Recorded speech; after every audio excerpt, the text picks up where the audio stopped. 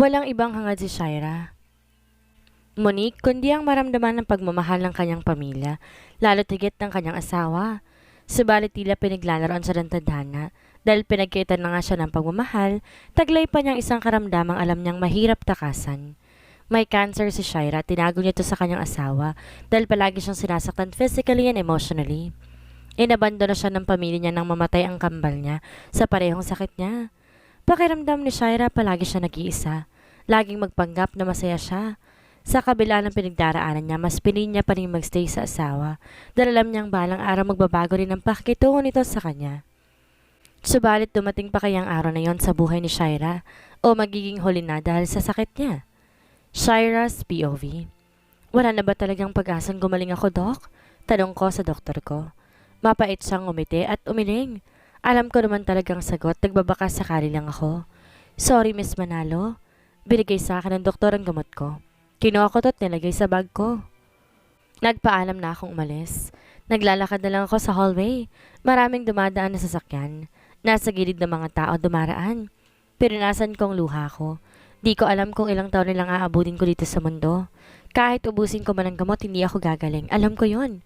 Doktor na mismo nagsabi sa akin 5 years or hindi aabot kung mas lalong lalala ang sakit ko. Pinagpatuloy ko ang paglalakad. Sinasadya ko talagang bagaran ng pag-uwi ko. Miserable ang buhay ko sa bahay. My husband is always hurting me. Naintindihan ko naman dahil hindi niya ako mahal. Pinilit lang siyang ipakasal sa akin matapos mamatay ang kambal ko. Sa tuwing nakikita niya ako, ang kambal kong naalala niya. Pagbukas ko ng pinto ng bahay na abutan ko, masama ang tingin ng asawa ko sa akin. San ka galing? Tumayo siya sa pagkakaapo at lumapit sa akin. Diyan lang sa kanto. Mahigpit niyang hinawakan ang braso ko. Tiningala ko siya. Bitiwan mo ako, Errol. Nasasaktan ako. Pilit kong inaalis ang kamay niya sa braso ko pero mas lalo niyang nilakasan ang hawak sa braso ko. Nakipagkita ka na naman ba sa mga lalaki mo? Galit niya akong sinigawan. Itinulak niya ako kaya't napaupo ako sa floor. Tinilikuran niya ako at pumunta sa kitchen. He's always like this. Kapag umaalis ako, sinasabi niya, nakikipagkita ako sa mga lalaki.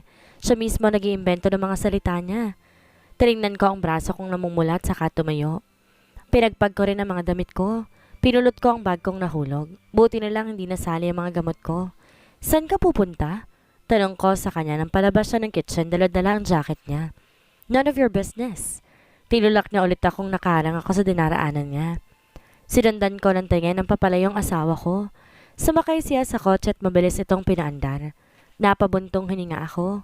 Pinipilit kong wag umiyak tuwing sinasaktan niya ako. Ayokong sabihin niyang mahina ako. Bukas pa inuuwi ng bahay dahil makikipagtalik na naman siya sa ibang babae. Sa 3 taon namin pagkasama, never niya akong ginalaw. Titingnan pa lang niya ako, isa na ako maraming babae sa kanya. Umakyat na lang ako at pumunta sa kwarto namin. Nilapag ko ang bag sa cabinet. Hindi man siya umuwi ng babae sa bahay, nag-uwi naman siya ng kondo namin. Minsan ko na siyang naabutan, nakikipagtalik sa iba't ibang babae, kahit di ko nabalak na puntahan pa siya. Nilisan ko ang kwarto namin. Wala kaming nakuhang kasambahay dahil ayaw niyang may makikitang ibang tao dito sa bahay. Napansin kong picture namin nung kasal namin. Kinuha ko yun at tinignan ko ng mabuti. Hinaplos ko ang picture niya. Seryosong seryoso siya habang nakahawak sa bewang ko. Hindi mo maramdaman na masaya siya sa kasal. Ikaw ba naman ang ikasal sa hindi mo mahal na babae? Syempre hindi ka matutuwa. Siguro kung buhay lang kambal ko, siguro may nabuo na silang pamilya. My twins died because of cancer. Nandoon si Errol hanggang mamatay ang kambal ko. Nakita ko kung paano niyang alagaan ang kambal ko. Hindi na siya matulog, magbantay lamang dito. Tinago ko sa cabinet ang picture namin. Ayaw niya ring makita to kaya mas pipiliin kong itago na lang. Lumabas ako ng kwarto matapos maglinis. Pumunta ng kitchen at naghanap ng malulutuin. Pagtingin ko ng ref, wala ng laman. Kailangan ko na mag-restock ulit. Bulong ko pa sa sarili ko. May isang itlog na natira kaya't yun na lang ang niluto ko. Kumuha ako ng kanin at nilagay sa plato ko kasamang itlog. Naglagay din ako ng tubig sa baso pagkatapos nilapag ko na sa table. Mag-isa na lang akong kumain. Umupo ako at nagumpisa ng kumain. Napatingin ako sa phone ko nang tumunog iyon. Binuksan ko ang mensahe. Magluto ka, sa bahay ako kakain. Errol. Hindi ko alam kung matutuwa ba ako dahil dito siya kakain o maiinis dahil lalabas ako para bumili ng pagkain niya. Hindi ako nag-reply ng text niya. Pinagpatuloy ko na lang kumain. Pagkatapos kong kumain, niligpit ko ng plato ko at diretso ng hinugasan. Umakit ako ng kwarto ko at kinuha ang bag ko. Uminom na ako ng gamot bago lumabas ng bahay. Nag-taxi na lang ako dahil dala ni Errol ang sasakyan. Hindi niya ako pinayagan magmaneho. Sa market na lang ako bumili ng mga pagkain. Pinipili ko lang talagang kailangan namin dahil hindi ko kayang dalhin kung dadamihan ko. Nang pabayad na ako sa cashier, napansin kong wala nang laman ng cash ang wallet ko, kaya debit card na lang niyang nagamit ko. Pinapayagan niya naman akong gamitin ang card niya. Di ko naman gagamitin yun kung may cash lang ako dito sa wallet ko eh. Pagkatapos ko magbayad, dinala ko ng lahat ng binili ko. Buti na lang tinulungan ako ng ibang staff sa mga binili ko papalabas. Pumara na ako ng taxi. Tinulungan pa ako ni Kuya ipasok ang binili ko. Ang putla niyo, ma'am. Napatigil ako sa sinabi ni Kuya.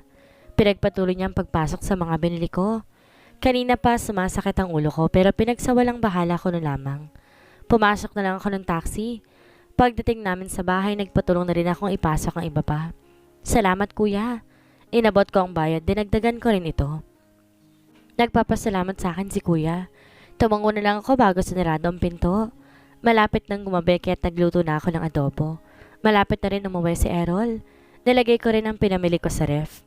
Nang malutong adobo, inayos ko na rin at nilagay sa plato. Pagod na pagod ako. Gusto ko na magpahinga pero hindi pa ako tapos maglagay ng pinamili ko sa ref. Nakarinig ako ng huni ng sasakyan sa labas. Inayos ko ang sarili ko dahil sigurado akong si Errol na yon.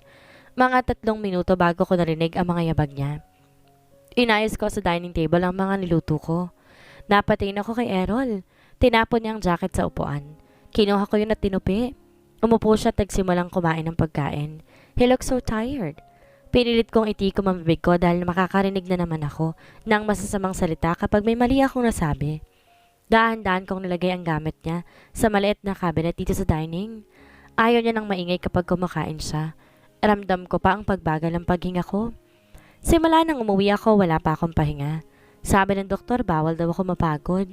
Nasa gilid niya lang ako, tinihintay na matapos siyang kumain. Di kami nagsasabay dahil ayaw niya rin. Lalo na kapag nasa harap niya ako. Ganun na ba talaga ang turing niya sa akin? Hindi man lang magbabago?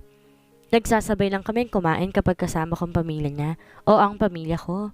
Pinapakita niya kung paano niya ako alagaan kapag may family kaming bumibisita. Kapag wala na sila, nagiging miserable ng buhay ko.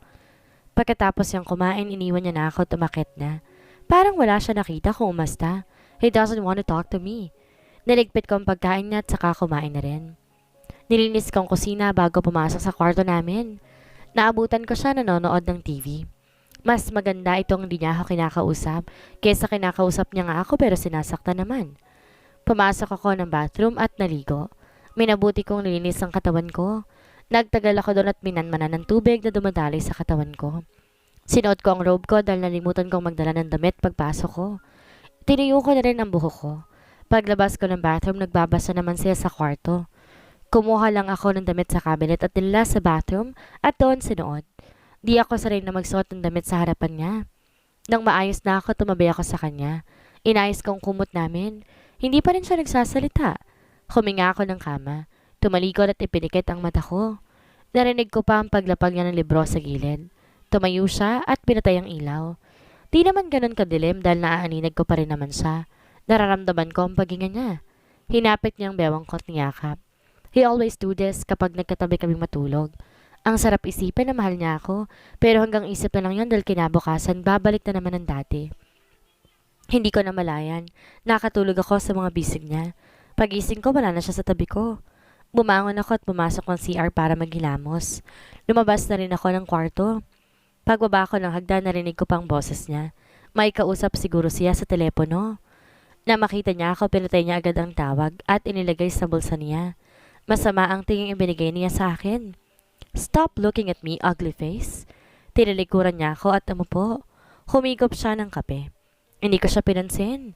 Kumuha ako ng tubig sa ref at nagsalin sa baso para uminom. Binalik ko rin agad pagkatapos. Errol! Tawag ko sa pangalan niya. Kunot noon niya akong tinignan. Bumuntong hininga ako bago nagsalita. Magpapaalam sana ako makipagkita kay Sandra. Pinaglaruan ko ang palad ko habang hinihintay ang sagot niya. No! Ngumisi siya. Dismaya ko siyang tinignan. Matagal na kami hindi nagkita, Errol. Dugtong ko. I don't care. Umalis siya sa pagkakaupot, nilampasan ako bago siya tuluyang umakyat. May sinabi pa siya sa akin. Don't you dare try to escape, Shaira. Pagbabanta niya sa akin. 3 minuto nang lumipas nang umalis si Errol ng bahay para pumasok sa trabaho niya. Uminom muna ako ng gamot ko bago ako nagpalit ng damit. Sasaktan niya naman ako mamaya kaya mas mabuti na may dahilan kung ba't niya ako sasaktan. Nag-text ako kay Sandra kung saan kami magkikita. Sumakay na rin ako sa taxi at sinabing sa playground na lang kami magkikita ni Sandra. Pagdating ko ng playground, naabutan ko naghihintay sa akin si Sandra. Pagkakita niya sa akin, tumakbo siya at niyakap ako. Shaira, miss na kita. Humigpit ang yakap niyang ikinangiti ko. Sandra is the longest friend of mine. Siya nakakalam sa lahat ng sekreto ko. Kahit sakit ko, alam niya. Bumitaw siya ng yakap at sinuri ang buo kong katawan. Malungkot niya akong nilingon. Ang payat-payat mo na, Shaira. Sinasaktan ka na naman ng demonyo mong asawa.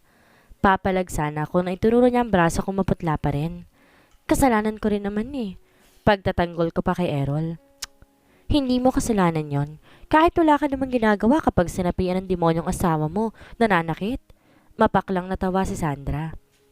Sandra is always there for me. Kapag nalaman niyang sinasaktan ako ni Errol, pumupunta siya ng bahay. Kahit ayaw ni Errol, wala siya nagagawa. Hinawakan niyang kamay ko at sabay kami naglalakad dito sa playground. Huminto kami sa 2 duyan. Inintay niya muna ako umupo bago siya umupo sa kabilang duyan. Pumayag ba si Errol sa pagkikita natin? Nilingon niya ako. Hindi. Tumakas lang ako. Tumingala ako. Malungkot niya akong tiningnan. Huwag kang tumingin ng ganyan, Sandra. Para naman ako mamamatay. Hindi ko natapos ang sasabihin ko nang biglang umiyak ang kaibigan ko. Umayos ako sa duyan at nilapitan siya. Shaira, hindi ko kayang mawala ka. Hinawakan ko siya para patigil sa pag-iyak. Pero mas lalo pa siyang umiyak. Niyakap niya ako habang nakaupo siya sa duyan. Hindi naman ako mamamatay. Tumawa ako para sabing okay lang ako at di pa ako mamamatay, Shaira. Sabihin mo na sa asawa mong may sakit ka. Baka magbago pa ang pakikitungo niya sa'yo kapag nalaman niyang may sakit ka. Pumaos ang boses si Sandra. Natahimik ako. Yun ang ayaw kong mangyari. Ayaw ko magbago lang siya kapag nalaman niyang may sakit ako. Ang gusto ko mismong mangyari, magbago siya. Dahil sa akin. Dahil mahal niya. Hindi dahil may sakit ako. Inaya kong kumain si Sandra para kalimutan niya ang usapan namin kanina. Sobrang tagal yata namin magkasama ni Sandra, kaya hindi ko namalayan magagabi na. Kita na lang tayo ulit. Hinalikan ni Sandra ang pisngi ko bago pumasok ng taxi. Kinawayan ko siya. Ilang sandali pa bago dumaan ang isang taxi kaya't pinara ko na. Malakas ang kabog ng dibdib ko habang papalapit na ako ng bahay. Isang pasana naman ang aabot sa katawan ko. Pagdating sa bahay, parang ayoko nang pumasok. Alam ko na ang mangyayari. Dahan-dahan kong binuksan ang pintuan. Nakapatay ang ilaw. Nilawagan kong pinto at pumasok. Kinapa kong switch. Pagpindot ko, nasilaw pa ako. Na makarecover ako sa liwanag, nakita ko nakaupo si Errol sa sala at masama ang tingin sa akin. May alak sa harap niya, halos maubos niya na ito. Tumayo siya at habang hawak ang basong may laman ng alak. Nagulat ako nang itapon niyang baso sa harapan ko. Nagkaroon niya ng malakas na ingay sa malawak na baso. Errol! Natatakot at tawag ko pa sa pangalan niya. Lumayo ako sa nabasag na baso. Hindi niya inaalis ang masamang tingin niya sa akin.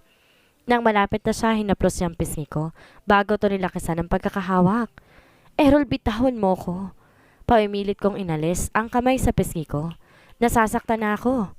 Sinabihan kitang wag umalis pero hindi ka nakinig. Sinigawan niya ako bago binitawan ng pisngi ko. Napahawak ako sa pisngi ko at pinipigilan umiyak. Huwag kang iiyak, Shaira. Pamimilit ko pa sa sarili ko. Lasing ka na, Errol. Sinubukan ko siyang lapitan pero itinulak na lamang ako. Buti na lang na-balance ko ang katawan ko, kung hindi, bumagsak sa basong nabasag. Don't you dare touch me, ugly girl. Umupo siya at pinagpantay ang tingin namin. Hinawakan niya ang chin ko. Ito ang tatandaan mo, babae. Hindi kita matututunang mahalin dahil kahit kailan, hindi ko malilimutan si Carlota. Binitawan niya ako at tumayo siya. Sana ikaw na lang ang namatay, hindi ang girlfriend ko. Huling sinabi niya bago ako tinalikuran. Ang luhang kanina ko pang pinipigilan, tuluyan ang bumuhos. Napayakap ako sa tuhod ko. Sana nga ako na lang ang naunang namatay, hindi ang kapatid ko. Kung sana masaya ka ngayon kasamang kambal ko. Ito yung masakit, kahit magkamukha kami ng kambal ko, hindi pa rin niya ako matutunang mahalin. Lahat naman ginawa ko para sa kanya. Hindi umuwi ng bahay si Errol matapos niya akong awayin kagabi. Mabigat ang dibdib ko nang bumangon ako. Habang pababa ako ng hagdan, naramdaman ko ang paninikip ng dibdib ko. Dumiretso ako ng cabinet sa kitchen para kunin ng gamot. Nalimutan kong uminom kagabi. Shit! Ang sakit ng dibdib ko. Aabutin ko na sana ang gamot ko nang kinain ng dilim ang paningin ko, kaya tuluyan akong bumagsak. Pagmulat ng mata ko, lumantad sa akin ang dilim ng paningin ko, kaya tuloy na akong bumagsak. Ang puting kisame. Inilibot ko ang paningin ko. May nakasabit sa kamay kong dextrose. Umayos ako ng upo. Napatingin ako nang biglang bumukas ang pintuan at nilawan nito si Sandra. Thanks God, gising ka na. Lumapit siya sa akin. Nilapag niya sa gilid ko ang pagkaing hawak niya. Anong ginagawa ko dito? Tanong ko sa kanya. Tinaasan niya ako ng kilay. Umupo muna siya sa gilid bago ko sinagot. Naabutan kitang nahimatay sa kitchen, Shaira. Kung di lang ako dumating, malamang iniwan mo na kami. Mahigpit niyang hinawakan ang kamay ko. I'm sorry. Tanging nasabi ko lamang. Hindi ko na lamang isasagot ko. Ayokong umiyak. Pinaypayan niya pa ang sarili. Tumayo siya at may kinuhang plato at doon nilagay ang bili niyang pagkain. Hindi ko alam ang tawag doon pero maraming gulay ang nakalagay. Siya nga pala. Tinawagan ko ng demonyo mong asawa. Nilapag niya sa harap ko ang pagkain. Inayos niya rin ang tray. Kinuha ko ang kutsara at tinikman. Masarap naman kaya tinuloy ko ng pagsusubo ko. Dapat hindi mo na ginawa yon. Wala naman pakialam sa akin yun kung ano man ang mangyari. Aba, kailangan niya rin mag-alala sa iyo, Shaira, kahit malabo. Naligpit niya ang pinagkainan ko bago binigay sa akin ng gamot. Kinuha ko yun at ininom. Naistorbo lang ng trabaho niya, Sandra. Tsaka wala naman yung balak puntahan pa ako dito. Di ko natapos ang sasabihin nang bumukas ang pintuan. Nanlaki ang mata ko noong nakita kong pumasok si Errol habang hingal na hingal. Bumilis ang tibok ng puso ko. Seryoso siyang tumingin sa akin. Nandito na pala ang asawa mo. Diniin na ni Sandra ang pagsabi ng asawa ko habang nakatingin kay Errol na papalapit sa amin. What happened? Unang tanong ni Errol at di ko alam kung tamang nakita ko pero nag-aalala siyang tumingin kahit mabilis lamang iyon. Nalipasan ng gutom ang asawa mo kaya nahimatay. Pinaningkitan ako ni Sandra. Ayaw na ayaw niyang magsinungaling pero kailangan. Di naman talaga ako nalipasan ng gutom, alam ni Sandra yon. Labas muna ako, paalam niya. Tumango ako bilang sagot. Naiwan kaming dalawa ni Errol kung saan ako nakakonfine. Tinon ko ang tingin ko sa kamay ko para hindi magtama ang tingin namin. Anong ginagawa niya dito? Dapat nasa office siya dahil marami siyang trabaho ngayong weekend. Kumalabog ang dibdib ko na umupo siya sa tabi ko habang nakatingin sa dextrose sa kamay ko. Anong ginagawa mo dito? Tanong ko sa kanya. Tinignan ko siya. Kumunot ang noon niyang nilingon ako. Masama bang puntahan ang asawa ko? Sobrang bilis ang tibok ng puso ko nang banggitin niyang asawa ko. This is the first time na narinig kong tinawag niya akong asawa ko. Gusto kong umiyak. Kasal lang kami sa papel kaya ayokong umasa. Wala siyang pagtingin sa akin. Marami ka pang trabaho. Pinutol niya ang sasabihin ko. Today is our 4th anniversary, Shaira, and do you forget it? Narinig kong pagkadismaya sa boses niya. Tiningala ko siya. Seryoso lang titig niya sa akin. Di ko na alam na malala niya pala yon. Nalimutan ko rin ang anniversary namin ngayon kaya nagulat ako kung bakit niya alam. Di naman yata mahalagang anniversary namin dahil ako lang noon na nagsa-celebrate kaya kinilimutan ko na. Palagi siyang wala noon. I'm sorry. Akala ko wala ka ng pakialam sa anniversary natin. Yumuko ako. Hinawakan niya ang baba ko at pinagtamang tingin namin. Hindi itong nakikita kong Errol. Ang alam kong Errol ay ang taong sinasaktan ako. Hindi itong nasa harapan ko. Umiwas ako ng tingin kaya't nabitawan niya ang baba ko. Narinig ko naman ang pagbuntong hininga niya. Magpahinga ka na muna. Tumayo siya. Hindi ako nagsalita nung ayusin niya ang kumot ko at inalalayan akong humiga muli. Hindi pa rin ako makapaniwala sa mga inaasta niya. Naguguluhan man ay mas pinili kong matulog. Iisipin ko na lang panaginip lahat ng to dahil pagising ko magagalit na naman siya sa akin. Nagising ako nang alisin ng nurse ang dextrose sa kamay ko. Sorry ma'am. Natatakot at tumingin sa akin ng nurse. Okay lang. Sirenyasan ko siyang ipagpatuloy na lang ang pag-alis ng dextrose sa kamay ko. Nang matapos iniwan niya rin ako. Napatingin ako sa natutulog na si Errol sa maliit na sofa. Tumayo ako at lumapit sa tabi niya. Inalis kong hawak niyang bukat nilagay iyon sa maliit na table sa harapan niya. Nakaupo lang siya habang natutulog. Naagaw ng pansin ko ang box sa gilid niya. Kinuha ko yon. Nagtataka pa ako ng buksan ko dahil may laman itong kwintas. Para kanino kaya ito? Tanong ng isip ko. Napakagandang tingnan. Maliit lang ito at may moon sa gitna. Gumalaw si Errol kaya't dali-dali kong binilik ulit sa box sa tabi niya. Umuwi ka na lang Errol at doon muna matulog sa bahay. Mas comfortable pa doon. Tiningnan niya ako ng masama. Hindi ko siya pinansin. Hindi ko siya maintindihan kung bakit hanggang ngayon nandito pa rin siya at binabantayan niya ako. Siya na mismo nagsabi sa akin na hindi niya ako kayang mahalin, kaya gusto kong ilayo ang sarili ko sa kanya. Can you please shut your mouth? Kinusot niya ang mata niya. Tumahimik ako. Gusto kong lumabas dahil nababagot na ako dito sa kama. Bukas pa ako pa pwedeng umuwi dahil gabi na. Errol! Tawag ko sa pangalan niya. Nilingon niya ako. Lalabas muna ako. Paalam ko pa sa kanya. Nalapit na sana ako sa pinto nang may humawak sa braso ko. Nilingon ko siya. Sasama ako. Binitawan niya ang braso ko at binuksan ang pintuan. Nauna siyang lumabas bago pa ako. Tahimik lang kami habang nasa elevator. Walang nagsasalita sa amin. Pagbukas ng elevator, nauna akong lumabas. Nakapasyente pa rin ang suot ko. Ramdam ko ang titig ni Errol sa likod ko. Nung nasa labas na kami ng ospital, guminhawa ang pakiramdam ko nang tumama sa katawan kong malakas na hangin. Naghanap ako ng pwedeng mauupuan. May nakita akong pinakamalapit sa akin kaya't pumunta na ako doon. Pagdating ko, umupo na ako. Hindi ko na tinignan kung malinis bang inuupuan ko. Pinabayaan ko na lang umupo si Errol sa tabi ko. Sinuklay ko ang buhok ko gamit ang daliri. Tinignan ko ang maraming nakuhang buhok. Mabilis ko yung tinago ng tinignan ni Errol ang kamay ko. Ano nasa kamay mo? Tanong niya sa akin na mapansing tinago ko ang kaliwang kamay ko. Nothing. Iwinagayway ko ang kaliwang palad ko para mawala ang buhok sa kamay ko. Ilang araw ko na napapansin ang pagnipis nitong aking buhok. Mas pinili kong suklay ng buhok ko dahil natatakot akong maalis ang lahat. Pumikit ako. Nilanghap ang hangin. Isa lang naman ang wish ko bago ko mamatay. Ang mahalin ako ni Errol sa huling pagkakataon. Hawak-hawak ko nga siya pero sa puso niya, iba ang laman nito. Iba ang tinitibok. Ano kaya ang pakiramdam na maging isang Carlota?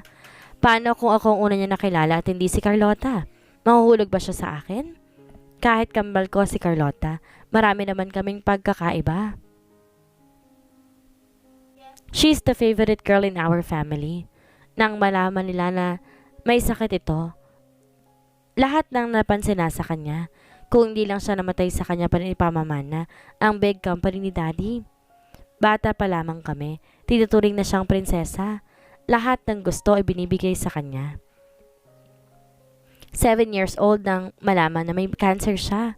Lahat ng atensyon ay binigay ni mommy sa kanya. 7 years old nang malaman na may cancer siya. Binibili nila ang gusto niya. Pinag-aral nila ito sa pinakamalaking school kung saan pumapasok si Errol. Marami siyang kaibigan hindi katulad ko. Mahal siya ng lahat. Hindi ko alam kung matutuwa ako nang mamatay siya o malulungkot. I did not cry kasi akala ko bibigyan nila ako ng pansin na makakuha kong atensyong hinihingi ko sa family ko. I didn't tell them na may sakit din ako. Huli ko rin nalaman nag-20 na ako. Yung inggit ko kay Carlota umabot na sa punto na hiniling kong mawala siya sa buhay namin. Pinagsisihan ko rin naman na nagawa ko. Tell me, nanghihilang ako ng atensyon at normal lang na magawa ko yon. It's been 23 years until now. Hindi ko pa rin alam kung may pamilya akong magbibigay ng atensyon sa akin. Awang-awa sila kay Errol nang mamatay si Carlota, kaya pinilit nila kaming ipakasal. Magkamukhaan kami pero hindi kami magkasalungat ng ugali. Yes, mabait si Carlota. Hindi katulad kong mas piniling maging masama sa paningin ng lahat. Naramdaman kong pagpunas ng kamay ni Errol sa pisngi ko. Di ko na namalayan umiiyak na pala ako. Ang pangit mo na nga, iiyak ka pa? Sinaman ko siya ng tingin. Naisip ko rin na pinakikisamahan lang ako ni Errol dahil ito ang gusto ng pamilya niya. Kaya wala akong karapatang magalit kung saktan niya man ako. Dahil unang-una hindi niya ako mahal. Pangalawa, pumayag lang siya magpakasal sa akin dahil gusto ng pamilya niya.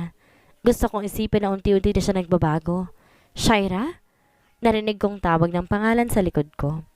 Nanlaki ang mata ko na lumingon ako at nakita ko si tita papalapit sa amin. Tumayo ako at pinagpag ang damit ko. You should go back to your room. Masyado malamig dito sa labas. Lumapit si tita sa tabi ko. Palipat-lipat ang tingin niya sa amin. Dapat hindi mo pinayagan lumabas ang asawa mo, Errol? Sermon niya sa anak niya. Tanging sagot lamang ni Errol. Tita, ako po nagayang lumabas muna. Pagdedepensa ko. Tumango si tita bilang pagsang-ayon. Inayon niya kaming pumasok sa kwarto. Wala na kaming nagawa, kundi ang sumunod. Tumawag daw siya kanina kay Errol at tinanong ako kung nasan ako. Kahit busy si tita, kinaya pa rin akong puntahan. Hindi katulad ng family ko. Para bang walang narinig? Inawakan ko ang kamay ni tita kaya't napatingin siya sa akin. Malungkot niya akong tinignan at tinaplos ang buhok ko. Errol? Sigaw niya dito at di makikinig ang anak niya. Mom, nasa kanya ng debit card ko. Sa tingin mo ba hindi ko pa pinapakain yan? Maliban na lang kung hindi niya ginagamit. Pinaningkitan ako ng mata ni Errol. Bahagya akong umiwas ng tingin. You should treat your wife better. Errol? Gumiti si tita sa akin. Di na ako nagulat nang tumayo si Errol at lumabas ng kwarto. Napabuntong hininga si tita. Intindihin mo na lang anak ko, Shaira. Balang araw magbabago rin siya. Ngumiti ako bilang sagot. Ano pa nga bang magagawa ko? Araw-araw kong iniintindi ang pag-uugali niya. Napagtanto kong kaya pala niya ako binantayan dahil nga darating si tita. Siguro kung hindi pumunta si tita dito, malamang nasa kondo na lamang siya. Magpahinga ka na muna, Shaira. Kakausapin ko lamang ang anak ko. Hinalikan ni tita ang noo ko. Sige po. Umayos akong humiga. Kinumutan din ako ni tita bago lumabas ang kwarto. Nang wala na siya, umupo na ulit ako at inilis ang kumot sa katawan ko. Bumaba ako ng kama. Napansin kong naiwan ni Errol ang box na may lamang na kwintas. Lumapit ako doon at kinuha. Binuksan ko iyon at tinignan mabuti. Pandora jewelry ang kwintas na ito. Sino kayang babaeng bibigyan nito? May girlfriend ba siyang tinatago sa akin? Hindi siya gagastos ng ganito kamahal ng kwintas para lang sa mga kafling niya. Today is our 4th anniversary. Ayoko namang umasa sa akin ito ibibigay. Never pa niya ako nabigyan ng regalo simula na magsama kami. Binalik ko ang kwintas kung saan niya ito nilagay. Pumasok ako ng bathroom para maligo. Dinala ko na rin ang damit na binigay sa akin ni Sandra.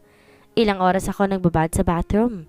Di naman ako matagal maligo, pero ang bilis kong mainitan kaya't nagtatagal ako. Pagkatapos kong maligo, nagpalit na rin ako ng damit ko. Binalot ko na lang ng tuwalya ang buhok ko. Ilang oras na, hindi pa rin sila bumabalik. Wala akong ideya kung anong pag-uusapan nila. Nakarinig ako ng tunog ng cellphone kaya't hinahanap ko yon. Nang mapansin kong nasa taas yun ng cabinet, lumapit ako doon. Nag-aalinlangan pa ako kung kukunin ko cellphone ni Errol. Tanging number lang ang nakalagay. Nagpasyahan kong kunin na lamang ang phone at sagutin ang tawag. Huminga ako na malalim bago idikit sa tenga kong cellphone. Happy 2nd month, sorry babe. Narinig kong sabi ng kabilang linya. Pagkatapos ko maglinis ng bahay, nag-ayos na rin ako ng sarili. Pupunta ako ng kondo ngayon para kunin lahat ng gamit ko. Nag-decide akong hindi pupunta doon at ipapaubahin na lamang ang kondo kay Errol. Total sa kanya naman yon. Buti na lang hindi niya sinakyan ng isang sasakyan. Minsan kasi iniiwan niya ang isang sasakyan sa office at ang isa naman araw-araw niyang ginagamit. Pumasok ako ng kotse. Pinaandar na iyon. Malayo ang kondo niya dala abutin pa ng 1 hour bago makarating. Hindi ganoon kabilis ang takbo ko kaya't mas matagal akong dumating. Nang nasa tapat na ako ng building, pinarada ko ng sasakyan. Bumaba ng kotse, dala-dala ang bag ko. Pagpasok ko, binati na ako ng mga staff dito. Tumango lamang ako. Tuwing pumapasok ako dito, nag-aatrasa ng ibang staff. Di naman ako nagsasalita na masama. Siguro kilala nilang asawa ko ni Errol at akala nila masama ang ugali ko. Nasa 16th floor pa ang kondo kahit pumasok na ako ng elevator. Marami ako nakasabay nang pumasok ako. Nang huminto ang elevator, pinauna ko nang lumabas ang iba bago ako sumunod. Tumigil ako sa pagharap nang nasa harap na ako ng kondo. Yung pakiramdam ko nag-iiba. Kinakabahan ako sa hindi malamang dahilan. Pagbukas ko ng kondo, nakarinig ako ng ingay sa loob. Sumilip ako pero walang tao. Baka nasa dining sila. Nag-aalinlangan akong pumasok. Hindi talaga maganda ang pakiramdam ko. Congrats! Narinig kong sinasabi ng iba. Pumasok ako at sinarado ang pinto. Sinundan ko ang ingay na naririnig ko. Habang papalapit ako sa dining, pabilis ang tibok ng puso ko. Bumibigat ang paghinga ko. Para ba may sumasaksak sa dibdib ko? Pumikit ako habang minubuksan ng pinto kung saan ang dining. Nang tuluyan ko nitong mabuksan, dililat ko ang mga mata. Pagpasok ko pa lang, gumuho na ang mundo ko. Thank you, babe. Hinalikan ni Melissa si Errol sa labi. Gumanti naman ng halik si Errol. Nabitawan ko ang bagong hawak kaya't napatigil sila. Lahat ng tingin nila na sa akin. Inilayo ni Errol si Melissa sa kanya. Nakita kong gulat sa mga mata niya bago napalitan ng isang ngisi. Pinipiraso ang puso ko. Di ako makapagsalita dahil para bang may bumabara sa lalamunan ko. Yung sakit, tagos na tagos sa puso ko. Paulit-ulit ko man siyang makitang nakikipagtalik sa iba. Mas lamang ang sakit na mapansin kong kwintas sa suot ni Melissa. Lumapit sa akin si Melissa. Tinignan niya ako mula ulo hanggang paa. Sa ganito ba namang itsura, hindi ipagpapalit ang asawa? Tumawa si Melissa. Nanatili akong tahimik. Wala akong pakialam naman ang sabihin niya sa akin. Kumuyom ang kamao ko. Nanginginig ako sa galit. Melissa! Tawag ng kaibigan niya pero hindi niya ito pinansin. Tumingin ako kay Errol na nakatingin lamang sa akin. Ang sakit-sakit. Wala siya ibang ginawa kundi tingnan lamang ako. Kung ako sa'yo, Shaira, hiwalayan mo na lang ang asawa mo. Hinawakan niya ang buhok ko. Tinabig ko ang kamay ni Melissa. Gulat niya akong tiningnan. Bakit di mo yan sabihin sa boyfriend mong hiwalayan ako? Kasi ako matagal ko nang gustong hiwalayan ng asawa ko. Tinulak ko si Melissa sa sobrang galit dito. Nilayo ni Errol sa akin si Melissa kaya't napatigil ako sa pagtulak sa babae niya. Kayanin mong wag ipakitang nasasaktan ka, Shaira. Durog na durog ako. Ayoko makita nilang mahinak at may pakialam sa kanila. Errol! Malanding tawag ni Melissa sa pangalan ni Errol. Umuwi ka na lang, Shaira. At yung sinasabi mong hiwalayan, huwag kang mag-alala. Hinihintay ko lang namang sabihin mo yan sa akin. We have to divorce dahil pakakasalan ko na si Melissa. Hinawakan niya ang kamay ni Melissa. Sinundan ko yun ng tingin. Bagya ako natawa at pilitin na tago ang sakit. Papakasalan. Tama ba ang narinig ko? Kaya niya akong iwan para sa babaeng yan. Palibhasa, hindi niya naman ako mahal kaya't napakadaling sabihin iyon. Bumukas ang pintuan. Di ko nakita kung sinong pumasok dahil nakatalikod ako. Di ako nakapagsalita. Naninikip ang dibdib ko. Di dahil sa sakit ko, kundi dahil sa sakit na nararamdaman ko. Niyakap ni Melissa si Errol. Umalis ka na lang, Shaira. Nasira mo ng monthsary ng kaibigan namin. Inawakan ng kaibigan ni Melissa ang braso ko, pero tinabi ko lang yon. Gusto mo nang hiwalayan, pagbibigyan kita. Pack all your things at umalis ka na sa bahay ko. Binitawan niya si Melissa at lumapit sa akin. Mahigpit niyang hinawakan ang braso ko. Bro, nasasaktan si Shaira. Inalis ni Arthur ang kamay ni Errol sa braso ko. Sinama niya ng tingin si Arthur dahil sa ginawa niya. Itinago ako ni Arthur sa likod niya. Wala ko nagawa kundi sumunod sa kanya. Hinang-hina ang buo kong katawan. At kinakampihan mo pa. Ang babaeng yan, Arthur? Hindi mo ba alam ang ginawa niya kay Carlota? Pak! Oh my God, Melissa! Isang malakas na sampal ang binigay ko kay Errol. Umigting ang panga niya. Masama niya akong tinignan. Ang luhang kanina ko pang pinipigilan ay tuluyan ang bumuhos. Wala kang alam sa buhay ko, Errol. Kaya wala kang karapatang isisi sa akin ang pagkamatay ng kambal ko. Sigaw ko. Tahimik ang lahat. Hindi mo alam ang pinagdaanan ko. Ako lang pwedeng humusga sa pagkatao ko dahil buhay ko to. At itong tatandaan mo, ikaw ang pumatay sa kambal ko kaya't wag mong isisi sa akin ang katangahang ginawa mo sa buhay mo. Mas lalong sumama ang tingin sa akin ni Errol. Kumuyom ang kamao niya. Akmang magsasalita si Melissa nang unahan ko na. Ikaw naman makating babae. Alam mo bang di pa rin nakakamove on yung boyfriend mo sa kambal ko at ginagawa ka lang laruan? Sa tingin mo ba papatulan ka ni Errol kung ganyan lang kabahong budhi mo? Get out, Shaira. Bago pa magdilim ang paningin ko sa'yo. Tinuro ni Errol ang pintuan. Huminga ako na malalim. Kahit hindi mo yan sabihin, Errol, aalis ako. Ayoko makisama sa mga taong walang ginawa sa akin, kundi saktan lamang ang buhay ko. Hindi ko na sila pinatapos magsalita. Tuluyan na ako lumabas ng kondo. Pagpasok ko ng elevator, nakaupo ako habang yakap ang tuhod ko. Binuhos ko ang iyak. Ilabas mo lang ang sakit, Shaira. Tumingala ako. Nakita ko ang mukha ni Arthur na nakangiti sa akin. Ginawa ko naman ang lahat para matutunan niya ako mahalin. Mali ba ako? Bulong ko. Yumoko si Arthur sa harapan ko. Wala ka maling ginawa, Shaira. Kung may mali man dito si Errol, dahil hanggang ngayon bulag pa rin siya sa katotohanan. Umupo siya sa tabi ko. Nilitian ko siya bago tuloy ang bumagsak ang katawan ko sa balikat niya. Unti-unti kong iminulat ang mata ko. Nilibot ko ang paningin dahil hindi pamilyar ang kwarto sa akin. May gulaw sa katabi ko kaya't nilingon ko iyon. Nakita kong unti-unting pagmulat ni Arthur. Nasaan ako? Tanong ko sa kanya nang tuluyan siya magmulat ng mata. Di niya ako sinagot. Mapait niya akong tinignan. Kailan pa, Shaira? Nagtataka ko siyang tinignan dahil sa tanong niya. Bumuntong hininga siya. Kailan mo pa tinatago ang sakit mo sa amin? Logan's POV. Umiwas siya ng tingin. I know mahirap sabihin ng lahat pero bakit kailangan niyang itago? Shaira! Mahina akong tawag sa pangalan niya. Inawakan ko ang kamay niya para makuha ang atensyon niya. Ngilitian niya ako. Ganito ang kilala kong Shaira. Ngumingiti pa rin kahit ang daming pinagdaraanan. Kung di mo lang kilala ang pagkatao niya, pagkakamalan mong walang problema. Aksidente kong nahulog ang bag niya nang mawalan siya ng malay sa elevator, kaya't nabuhos lahat ang gamit niya. Marami ako nakitang gamot sa bag niya.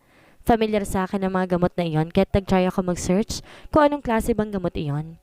Celgent's Revlimid ang ibang gamot sa bag niya. Nakita ko na yung dati kay Carlota kaya't pala pamilyar sa akin. She has cancer at tinago yun sa amin. Sigurado kung hindi alam yun ni Errol dahil hindi niya kayang itrato ng ganito si Shaira kung alam niya lang. Don't tell them. Pinatong niya ang isang kamay niya kung saan nakapatong ang kamay ko. Gusto ko magalit sa kanya pero mas pinilit kong manahimik. Makakasamahin sa kanya dahil mahina ang katawan niya. Kaya naman pala ang payat na niya dahil hindi yun normal. At ang tangang Errol naman walang alam sa nangyayari sa asawa niya. Gusto kong suntukin si Errol ngayon. Walang kaibigan dito pagdating sa katarantaduhan niya. Gusto niya bang maulit ang nangyari dati? Mas pinilit pa niyang maging maligaya sa ibang babae kaysa alagaan ng asawa niya. Alam ba ng family mo? Umiling lang siya sa tanong ko. What the heck? Tangina? Gusto ko nang magmura sa sobrang inis ko. Mag-isa niyang kinakalaban ang sakit niya? Paano niya kinakaya yon? She is suffering all the time. Hindi ako papayag na mag-isa niyang haharapin ang sakit niya. Tutulungan ko siyang gumaling sa abot na makakaya ko. I won't tell them pero darating ang panahon sasabihin ko rin. My family did not contact me for almost 7 months. Wala nang silbi ko sasabihin ko ang pinagdaraanan ko. After Carlotta's death, para na rin nila akong pinatay. Tumingala siya at pinipigil na umiyak. I want to hug her at sabihin sa kanyang kayanin niya lang. Ayoko maramdaman niyang nag-iisa siya. I am still here. Napaka-unfair ng mundo para kay Shaira. Kasalanan lahat ng iyon ni Errol. Kung ako lang si Errol, hindi ko sasayangin ng oras para sa mga walang kwentang bagay. Napakaswerte niya kay Shaira dahil tinitiis ng asawa niya ang ugali niya. She's hurt physically and emotionally. Pero mas pinili niyang sarilinin lamang ang lahat. Sorry kung naabala pa kita, Arthur? Akmang tatayo siya ng pigilan ko. No, stay here, Shaira. Kunot noon niya akong tinignan. Ayoko makaabala sa iyo, Arthur. Maghanap ako ng maupahan ngayon. Sasamahan kita. Melissa's POV. Lumayo ako kay Errol. Nang basagin niya ang vase. Matapos umalis si Shaira at Arthur, nagwawalan ng loko. Sundan mo ang asawa mo, Errol. Hindi to nakababasag ka ng gamit. Sigaw ko sa kanya. Napatras ako nang ligonin ako ni Errol. Gamit ang matatalim na tingin. Sana itinali ko na lamang. Ang bibig ko para hindi ka nakapagsalita. Naiinis din ako dahil nadadamay ako sa away nilang mag-asawa. That slut, Shaira? Tinawag ako Makati without knowing na nagdadrama lang ako para sa asawa niya. Inalis ko ang necklace sa leg ko at ibinalik sa box. Baka masira ako pa ang kwintas na ito. Wala na akong pera kapag pinabayaran pa sa akin ni Errol. Gusto niyang makipaghiwalay sa akin, Melissa. Narinig mo ba yon? Of course, yes. Pumayag na rin naman ako sa anong problema kung gusto mo rin naman Of course not. Hindi ako papayag na hiwalayan niya ako. Pero sinasaktan mo siya, Errol. Napatigil si Errol after realizing what I said. Nilapag ko sa harapan niya ang box. Kinuha niya iyon at tinignan. Kumiyom ang kamao niya. Gulat na gulat ako nang bigla niyang itapon ng box. Tumilapon ng kwintas. Shit! Mura niya at ginulo ang buhok. Umupo siya sa sofa. Sinundan ko lamang siya ng tingin. Buti na lang nakauwi na si Jasmine dahil ayoko makita niyang fake dating lang kami ni Errol. Tangina, pati ako gulong-gulo sa lalaking to. Gusto niyang mag-take ng revenge pero hindi naman pala kaya kapag wala na si Shaira sa harapan niya. Hindi ko maramdamang mahal niya si Shaira pero hindi ko gets kung bakit siya nagkakaganito. Alam ko matagal na silang kasal. Bala ko sanang pulutin ang kwintas ng "Don't touch it," sabi niya nasa likod ko. "Eh di wag," bulong ko. Bala ko sanang isang kundi niya naman pakikinabangan. Tumayo si Errol at lumabas ng kitchen. Solo ko na naman ang kondo niyo. Tumawa ko. Shaira's POV. Maliit lang inuupahan kong apartment. Okay lang yun dahil mag-isa lang ako at hindi ganun kamahalan. Ang problema ko, wala akong damit maliban sa suot ko. Nasa bahay lahat ng gamit ko. Ayoko rin umuwi dahil magtatagpo lang ang datas namin ni Errol. Ayoko pa rin siyang makita. Kakayanin ko ba talaga kapag totoong makikipaghiwalay sa akin si Errol? Kahit may family agreement kami, sigurado akong kaya niya pa rin putulin yon. Mahal ko si Errol, aaminin ko yon. Sa 4 na taon namin pagkasama, natutunan ko siyang mahalin. Pinauwi ko na si Arthur matapos ko makanap ng apartment. May tiwala rin akong hindi niya sasabihin ang nalaman niya. Nakita ko kung paano siya mag-alala sa akin. Sana lang wag niya akong biguin. Nag-text ako kay Sandra kung saan apartment ako tumira. Sinabihan ko siyang ipagdala niya lang ako ng ibang gamit para may maisuot ako. Pero malabo yata yun dahil pagsilip ko pa lang sa bintana, sobrang lakas na ng buhos ng ulan. Wala akong kakainin ngayon kundi ako makakalabas. Nakarinig ako ng katok sa pinto ko kaya lumapit ako doon para buksan. "Hello ate," bati sa akin ng isang dalaga. "Hello, para sa inyo po. Luto ko yan, baka gusto niyo po." Inabot niya sa akin ng isang bowl. Hindi ko pa nakitang laman dahil may takip. Sumilay ang ngiti sa labi ko. "Hala, thank you." Kinuha ko ang bowl na hawak niya. "Pasok ka." Pag-aya ko sa kanya. Umiling siya. "Hindi na po ate. May gagawin pa po ako eh. By the way, Charlotte po ang pangalan ko." Pagpapakilala niya. "Shaira." Pagpapakilala ko. "Sige po, dyan lang ako sa kabilang kwarto, ate Shaira." Tinuro niya sa akin ang apartment at itutukoy niya. "Sige, ibabalik ko na lang to sa yung bowl pagkatapos ko." Tumango siya bago ako tinalikuran. Isinarado ko ng pinto at pumunta sa maliit na table. Kumuha ko ng kutsara sa kitchen. Pagbukas ko ng bowl na amoy ko, ang mabangong luto ni Charlotte. Crispy pata at pansit gisadong ulam. Nilagyan din niya ng kanin. Kaya pala malaki ang bowl dahil pinaghiwalay na rin. Sobrang laking pasasalamat ko kay Charlotte dahil binigyan niya ako ng pagkain ngayong gabi. Nagdasal na muna ako bago ko kumain. Hanggang kailan kaya makakaranas ng pait at sakit si Shaira? Kailan niya mararanasan ang pagmamahal sa kanyang pamilya? Lalo tigit sa kanyang asawa. Ano ang gagawin ni Errol kapag nalaman niya na ang sikat na si Shaira? Magbago kaya ang pakikitungo nito sa asawa? Yan ang ating aalamin sa susunod nating kabanata.